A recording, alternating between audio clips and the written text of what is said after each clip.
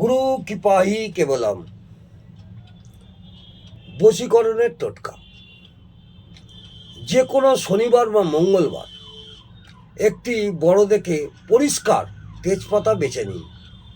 ওই তেজপাতাতে লাল কালি দিয়ে সামনের দিকে, যেদিকে সামনের দিক মানে যেদিকে হচ্ছে মসলিন ভাব, তেলতেলা ভাব, ওইদিকে নিজের নাম, বাবার নাম, মায়ের নাম, ঠিকানা লিখবেন এবং পিছন দিকে যাকে বশীকরণ করছেন তার নাম, সম্ভব হলে তার বাবা মায়ের নাম লিখে একটি সাদা প্লাস্টিকের বোতল নেবেন, ওই বোতলের মধ্যে ঢুকিয়ে দেবেন।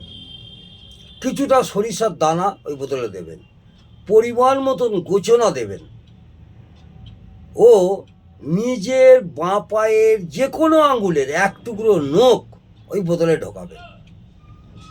এরপর বোতলটিকে পূর্ণ করতে হবে। মধু দিয়ে বোতলটিকে একদম ছিপি পর্যন্ত ভর্তি করে দেবেন। দেওয়ার পর বোতলটিকে ভালো করে টাইট করে লাল সুতো দিয়ে বোতলটি গাছেতে ঝুলিয়ে দিন। দেখবেন আশানুরূপ ফল পাবেন। নমস্কার, জয় মা তারা।